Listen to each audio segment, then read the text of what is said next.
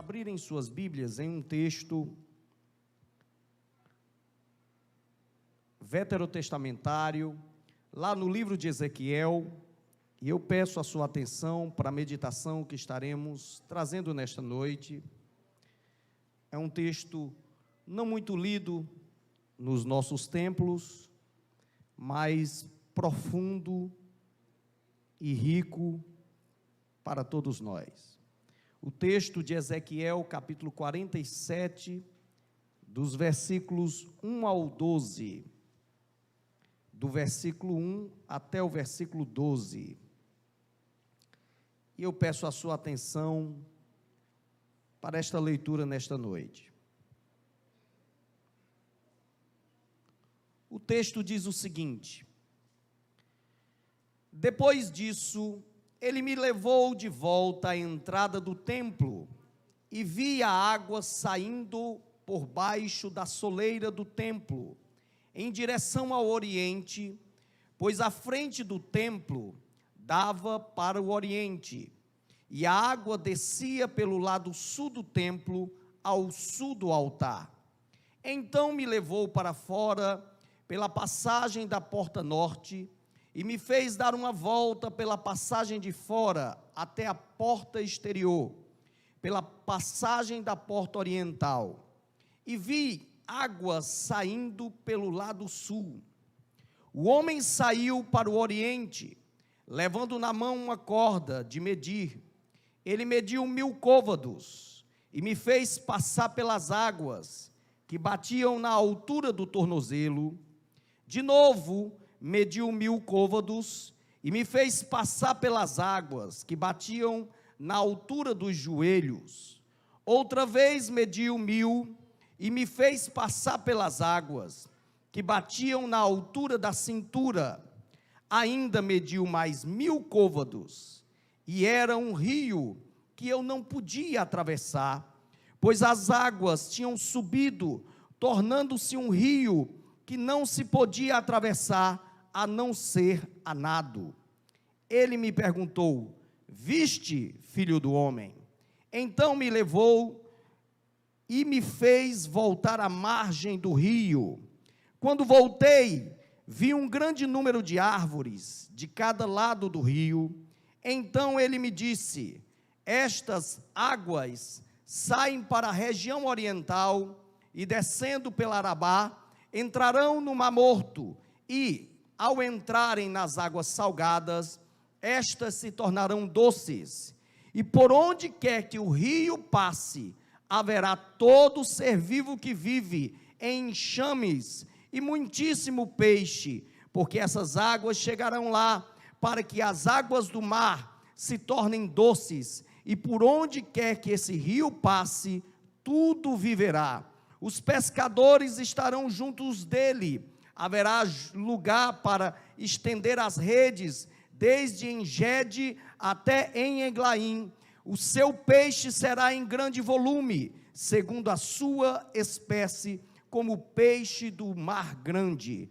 Mas os seus charcos, os seus pântanos, não ficarão doces, serão salgados. Junto do rio, em ambas as margens, nascerá todo tipo de árvore que dá fruto comestível. A sua folha não murchará, nem o seu fruto faltará. Dará novos frutos nos seus meses, porque as suas águas saem do santuário. O seu fruto servirá de alimento e a sua folha de remédio. Amados irmãos, esse é um dos textos de um dos livros mais complexos da Bíblia. O livro do profeta Ezequiel, para quem leu, com certeza já percebeu, é um livro extravagante, de figuras apocalípticas, de figuras alegóricas, de visões até assombrosas. Quem já leu Ezequiel sabe bem do que eu estou dizendo. E muitas vezes nós lemos o capítulo e não entendemos de relance o que o texto quer nos dizer. Realmente, porque o livro de Ezequiel é um dos livros apocalípticos veterotestamentários. A linguagem dele é similar à linguagem de Apocalipse do Novo Testamento. E realmente é um livro cheio de figuras e de imagens diante de todos nós. Agora, o livro, na verdade, faz parte de um momento ímpar da história do povo de Israel.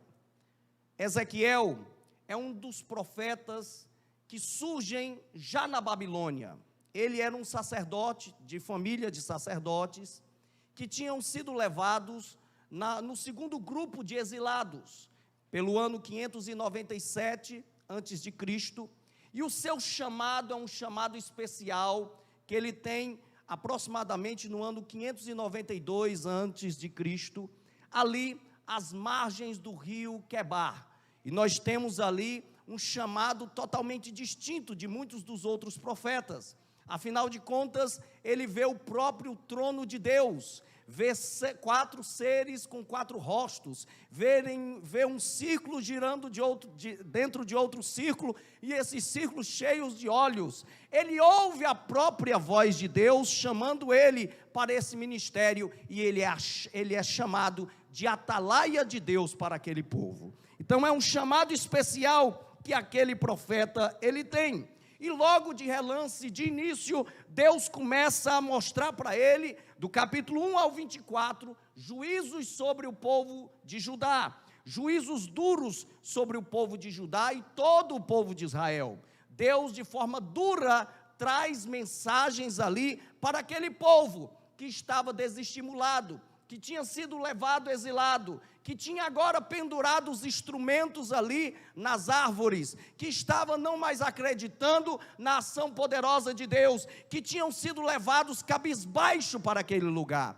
Deus inicia o livro, não trazendo mensagens para passar a mão na cabeça, mas trazendo mensagens de juízo, e juízo duro para aquele povo. Logo depois, nós não temos apenas o juízo sobre o povo de Judá. Lá do capítulo 25 ao 32, nós temos um juízo duro que Deus dá também sobre as nações circunvizinhas, desde o Egito aos Edomitas, as diversas nações que rodeavam ali a Palestina. Todas elas receberam um duro juízo de Deus pelo pecado de idolatria e pelos demais pecados, sendo chamados inclusive de imorais, de pessoas erradas diante dos olhos do Deus Todo-Poderoso. Mas do capítulo 33 ao 48, e nós lemos o capítulo 47, a mensagem de Deus se transforma.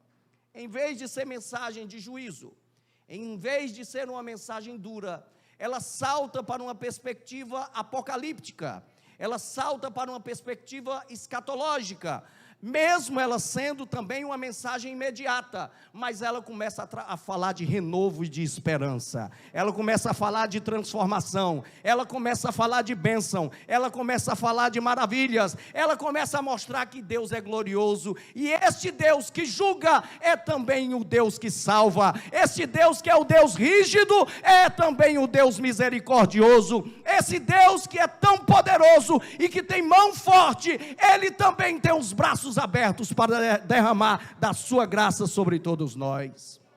Portanto, essa mensagem do capítulo 47, ela vem ser uma mensagem de esperança para o povo de Israel. Ela vem ser uma mensagem de esperança não só para o povo de Israel, mas para todos nós. É uma mensagem de renovo e de esperança esse capítulo. Afinal de contas, quando lemos do capítulo 33 em diante, começamos a ver isso. Inclusive, logo mais à frente, depois do capítulo 37, nós já começamos a ver ser apresentado um segundo templo, um templo que é muito maior do que o templo de Salomão, e não é o templo que foi ali reformado por Herodes, que foi muito maior, porque antes houve a reforma no período de Esdras e Neemias, mas na verdade foi aumentado por Herodes. Mas não é desse templo que o texto apresenta um templo muito maior, muito mais glorioso, uma glória de uma segunda casa, uma glória poderosa, que ainda não tinha e não foi vista ainda por esse mundo. Fala-se desse templo, E é o texto inteiro sendo falado desse templo até chegar ao capítulo 47. Quando nesse templo é falado de restauração de tudo, de renovação de aliança. E no capítulo 47 vai mais além, do templo que foi reconstruído, onde todas as ofertas, os holocaustos, as adorações retornaram, houve um renovo desse templo, sai um rio de águas para aquele que o profeta pôde ver. Essas águas que agora começam a transformar tudo que ele pode olhar. Águas que são diferentes, águas que dão vida, águas que transformam, águas que são totalmente libertadoras de renovo e de esperança. Bem, amados irmãos, portanto esse texto para nós, essa mensagem profética de Ezequiel, é uma profecia que vem falar dessa graça de Deus, não só para o povo de Israel, mas para toda a humanidade. De antemão, para que compreendamos esse texto, vamos primeiro entender literalmente o que são essas águas. O texto apresentou essas águas, nós vimos essa pintura. À medida que lemos o texto, vocês imaginaram a cena. Mas o que são essas águas? Num contexto, num perfil histórico imediato, Deus está falando diretamente para o povo de Judá. Deus está falando para os judeus, através do profeta. Então, de imediato, ele está falando de promessas diretas para aquele povo. Ora, aquele povo não era para estar cabisbaixo, aquele povo que tinha sido reprovado por Deus, ao ponto do profeta ter que vir sentir encarnacionalmente o que Deus estava sentindo por aquele povo, porque o profeta se tornou viúvo e Deus não deixou que o profeta chorasse pela sua esposa, para que ele sentisse o mesmo sentimento que Deus estava sentindo pelo povo de Israel. Era o mesmo sentimento de dureza. Mas esse povo não era para ficar abatido, esse povo não era para parar de adorar a Deus, esse povo não era para pendurar os seus instrumentos nas árvores, esse povo era para estar entoando louvores ao Deus Todo-Poderoso. E este texto vem dizer que estas águas são as promessas que Deus ainda tinha para aquele povo. Elas iam aparecendo devagar, mas se tornariam um grande rio diante dos olhos de todos eles. Deus ainda tinha coisa grandiosa com o povo de Israel.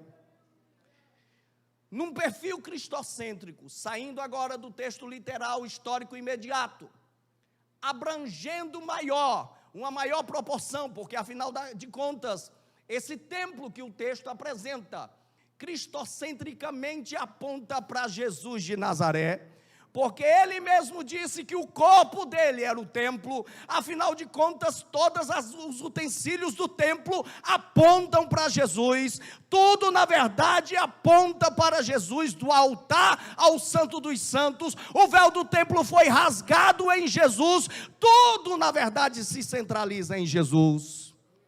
E como o próprio Jesus diz lá no texto de João, capítulo 7, do verso 34 em diante, Ele mesmo é este rio. Ele mesmo diz: aquele que tem sede, vem a mim e beba. Aquele que beber da água que eu der, nunca mais terá sede. Aquele que crê em mim, rios de água viva fluirão de seu ventre. Cristocentricamente, as águas simbolizam Jesus de Nazaré. Cristocentricamente, as águas simbolizam a obra vicária do nosso Senhor e Salvador Jesus Cristo. Por isso que na cruz dele mesmo jorrou água. Num perfil eclesiológico que abrange toda a nossa vida cristã, e aplicando para nós, de forma aplicativa, para a nossa vida de salvação, água simboliza também regeneração, novo nascimento. O próprio Senhor Jesus disse que aquele que não nascer de novo, não enxerga o reino de Deus. E aquele que não nascer da água e do Espírito não pode entrar no reino de Deus. A água simboliza esse novo nascimento, essa nova vida, essa transformação que só o Espírito Santo de Deus faz em nós. Ela simboliza também a imersão no corpo de Cristo. A Bíblia diz que nós somos mergulhados no corpo de Cristo. Está lá em 1 Coríntios, capítulo 12, verso 12 e 13, falando justamente disso. Nós somos mergulhados no corpo de Cristo. O texto bíblico também fala de água, simbolizando para nós esse derramamento de poder que seria dado para todos nós. Num perfil carismático, simboliza para nós os dons e o batismo com o Espírito Santo em nossas vidas. Mas Paulo fala em Tito, lá no capítulo 3, do verso 4, 5, dizendo que essas águas também simbolizam santificação. Mas o que seria mais ainda essas águas, amados irmãos, no perfil escatológico? Quando entramos em Apocalipse, capítulo 22, fala novamente de uma cidade.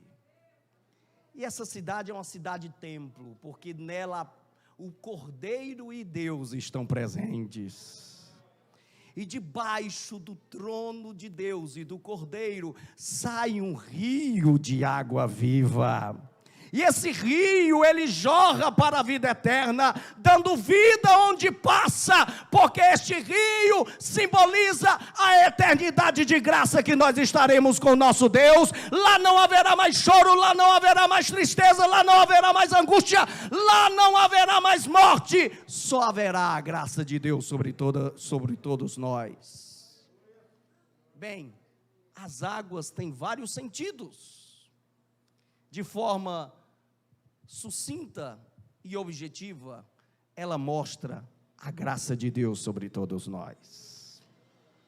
E o texto vem falar disso, do profeta se encontrando com essas águas. Qual foi então a reação do profeta? Vamos para o texto. Lá no verso 2, a reação do profeta ao se encontrar com estas águas, de múltiplos sentidos, mas sintetizadas em falar da graça e da misericórdia de Deus.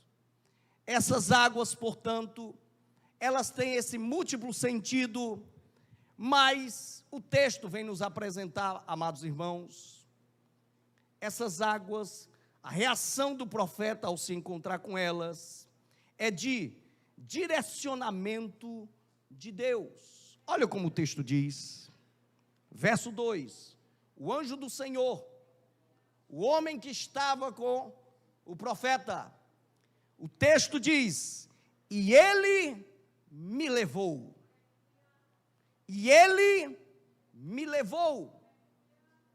a graça em nossas vidas, ela deve nos guiar, ela deve nos levar para onde nós devemos ir.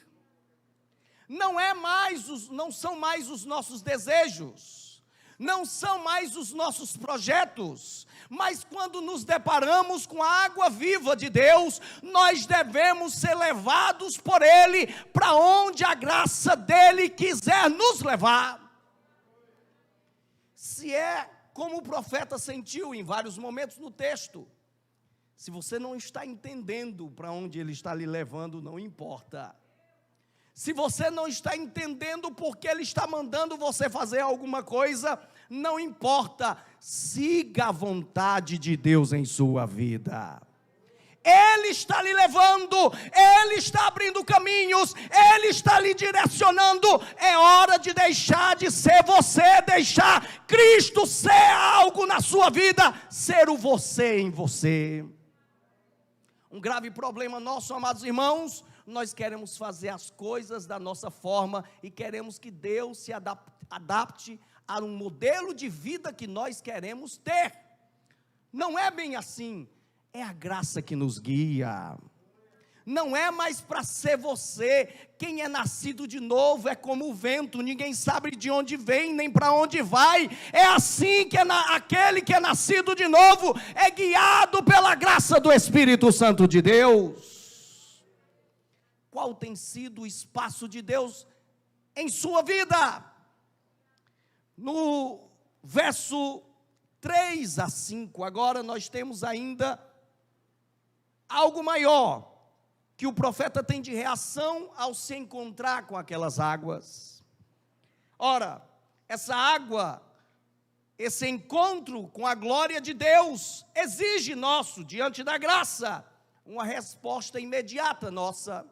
O texto diz que aquele homem, ele sai para o Oriente, e ele sai com uma corda de medir, e ele mede 1000 côvados, que nessa medição dessa época, o côvado era o equivalente a 50 centímetros, então ele mediu 500 metros, e ele disse: passa,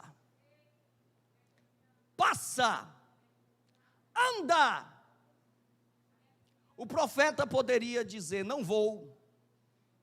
O profeta poderia desobedecer.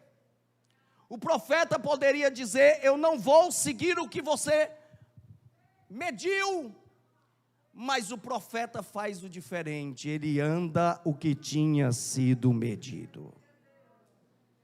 Você quer ver a glória de Deus?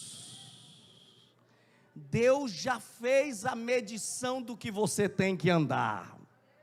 Deus já tem a medida em suas mãos. Deus já disse o tanto que você tem que fazer. É hora de você se pôr de pé e fazer o que Deus quer que você faça. Todos os homens de Deus da história foram chamados. Deus deu a oportunidade, Deus deu o ditame, e quem obedeceu viu a glória de Deus. É hora de pormos-nos sobre os nossos pés. É hora de andarmos aquilo que Deus quer que andemos. É hora de obedecermos o que Deus mediu para fazermos. É hora de estarmos prontos para seguir a vontade da graça de Deus em nossas vidas. Mas o mais interessante, quando ele anda os 500 metros, as águas, elas estão apenas nos tornozelos. Estão lá embaixo. Isso daqui fala de interação nossa com a graça de Deus. Preste atenção no que eu vou falar. Quando as águas estão ainda nos tornozelos do profeta, ele ainda tem vontade própria. As águas são muito fracas, são superficiais, dá para brincar com as águas. Só que Deus não está satisfeito apenas com isso. Olhem para cá. Ele chega para o profeta e mede mais 500 metros e diz: anda mais. O profeta tinha que andar mais. Ele anda aqui mais 500 metros. Agora as águas estão nos seus joelhos. Não é tão fácil andar agora. Não é mais fácil de seguir a direção que quer. As águas já estão nos joelhos, elas já estão começando a ir contra a força dele. Mas Deus ainda não está satisfeito. Ele diz: anda mais 500 metros. Agora as águas, elas não estão mais apenas nos joelhos, elas estão na cintura, perto dos braços, dos ombros daquele homem. Agora ele já não tem mais força nenhuma, ele na verdade não consegue ir mais à frente, ele já não consegue se mexer. Veja as águas de um rio contra você, quando elas já estão na sua cintura, você já não tem mobilidade como antes. Mesmo assim, o anjo do Senhor não está satisfeito. Ele quer que o profeta ande mais 500 metros. E quando ele anda, ele chega no lugar que ele já não cabe mais, que não dá mais para atravessar, que agora é profundo demais, só dá para atravessar nado, só dá para mergulhar, porque a graça de Deus é grande demais, a glória dele é poderosa demais na vida dele. Olhe para cá. Você está vivendo sua vida superficial, brincando com a graça de Deus. É muito superficial, é muito medíocre essa vida espiritual. Deus não está satisfeito. Ande mais 500 metros, ande mais 500 metros, ande mais 500 metros. É hora de mergulhar segundo a vontade de Deus. Deixa o rio do Espírito te levar para onde Ele quer te levar. Esse rio fala de experiência, irmão. O profeta tinha experiência superficial com Deus.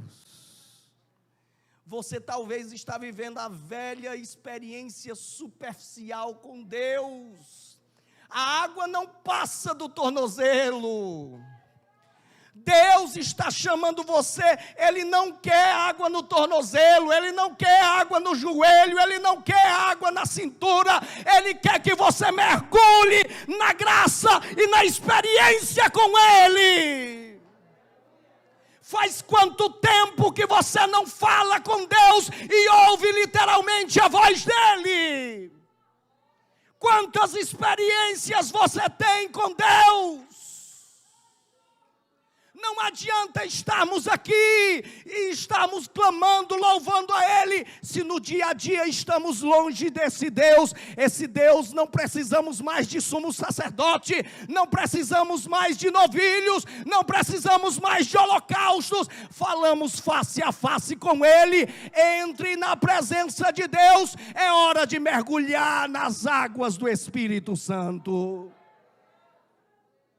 É hora de mergulhar, de se aprofundar. Deus quer mais com você, Deus quer mais com a sua vida, Deus quer te encher da glória e da graça dEle. Como você tem vivido a vida medíocre? Eu faço o que eu quero. Eu quero viver a vida do jeito que eu quero. Deus não quer isso. Todos os homens de Deus que mergulharam nessa graça fizeram a diferença. E mergulhar nessa graça é ser levado por ela mesmo, é ser guiado por ela. Paulo jogou de lado todos os diplomas que tinha, todos os tipos de títulos que tinha, para ser guiado por essa graça. Os grandes missionários da história, como John Wesley, estudou em Oxford, era alguém de renome, falava 4, 5 idiomas, ele tinha tudo para ser alguém reconhecido em sua época, jogou tudo do lado para ser um pregador da palavra de Deus. Dr. Martin Lloyd Jones era um médico de renome, era médico do rei e da rainha, jogou tudo de lado, para ser um pregador da palavra de Deus. Você ainda está agarrado com o que é seu? Ainda está preso apenas com a água ali no joelho ou no tornozelo? Corre para dentro do rio, porque a voz de Deus está chamando você. Ele já mediu o que Ele quer da tua vida. Mergulha nas águas dEle. É hora de ser levado pelo Espírito Santo de Deus. E o texto é exagerado, exuberante no que ele fala, exibicionista até. No verso 6, olha a parte A, como o texto diz: o homem, o anjo do Senhor olha para o profeta e diz: você viu? Você viu, filho do homem? Você está vendo o tamanho disso tudo aqui? Você pode agora enxergar? Você pode agora perceber? Parou para perceber o tamanho da minha glória? Parou para perceber o tamanho do meu poder? Parou para perceber que você não é ninguém, mas eu tenho todo o poder no céu e na terra? Parou para perceber que a tua vida não é nada sem mim? Parou para perceber que eu sou o Senhor de todas as coisas? Deus está te intimando: saia do teu casulo, saia da tua vidinha. É hora de ter experiências íntimas e profundas com este Deus. Ele está chamando por você. É hora de fazer mais para este Deus. E eu quero encerrar minhas palavras, porque o tempo já foi. O texto finaliza depois que o profeta vai até onde Deus quis que ele fosse, ele vê o resultado dessas águas. Olha aí, amados irmãos, no verso 7. Quando agora o profeta olha e vê as árvores, a sequidão que existia, desaparece. Agora tem árvores, todo o ambiente foi restaurado. Tudo que era considerado como algo decadente, agora é erguido, é exaltado. Deus, Ele transformou o ambiente, Deus restaura. Onde essas águas passarem, vai haver restauração de lares, vai haver restauração de amizades, vai haver restauração de vida espiritual, vai haver restauração de casamento, vai haver restauração, mas as águas têm que passar como rio. Elas estão passando como rio na tua vida? Elas têm que passarem como rio. Mergulha nessas águas. Do verso 8 ao 11, o texto vai mostrar que ela não apenas restaura, ela dá vida. O texto diz que até o mar morto, que não tem nada de vida, por essas águas terem passado, agora ele deixou de ser morto para ser vivo.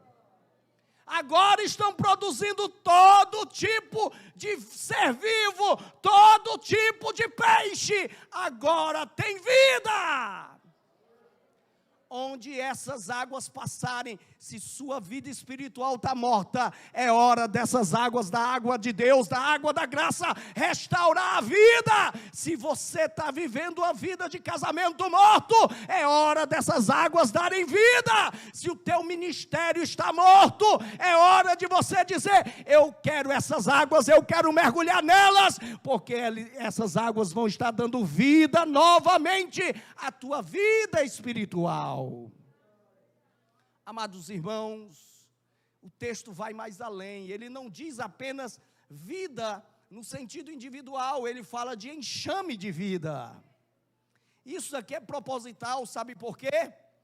Porque vida verdadeira não é una, não é apenas você sozinho, não é apenas de forma singular, é de forma coletiva. Essas águas vêm restaurando amizades, elas vêm restaurando, realmente destruindo rancores, destruindo contendas, destruindo confusões, facções, panelinhas, porque Deus quer o povo unido em um só rio, navegando no rio do Espírito Santo de Deus. Não adianta vivermos a nossa vida achando que ela é para nós. Nós já não pertencemos mais a nós pertencemos a Cristo Jesus. E não é eu, somos nós. É um só povo, uma só igreja, que foi comprada, lavada pelo sangue do Cordeiro. Seremos nós juntos que entraremos nas mansões celestiais, seremos juntos que estaremos cantando o hino da vitória, seremos nós juntos que estaremos ao lado do nosso Senhor e Salvador Jesus Cristo. Caia por terra todo tipo de contenda. É hora de vida, vida com abundância, vida para os outros verem realmente que Deus está no nosso meio. E o texto se encerra lá no verso 11 e 12, deixando claro: o pântano já não tem mais força, ele foi salgado, mas agora as árvores, elas produzem fruto. Deus quer arrancar o que é mal, e Ele quer que nós produzamos fruto, e fruto em abundância. Onde essas águas passarem, as árvores produzirão frutos na estação própria. O texto bíblico lá do Salmo 1 diz isso, que o justo é como árvore plantada junto a ribeiros de águas, junto a rios, cuja as folhas não caem, que produz o fruto na estação própria, e tudo o que fizer, prosperará.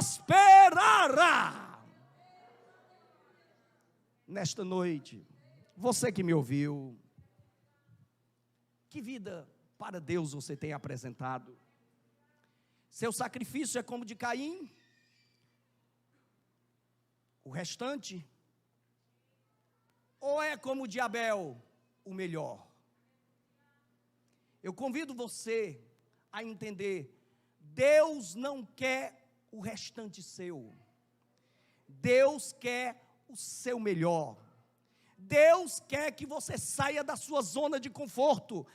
Ande quantas vezes Ele medir e mergulhe nas águas da graça dEle em sua vida.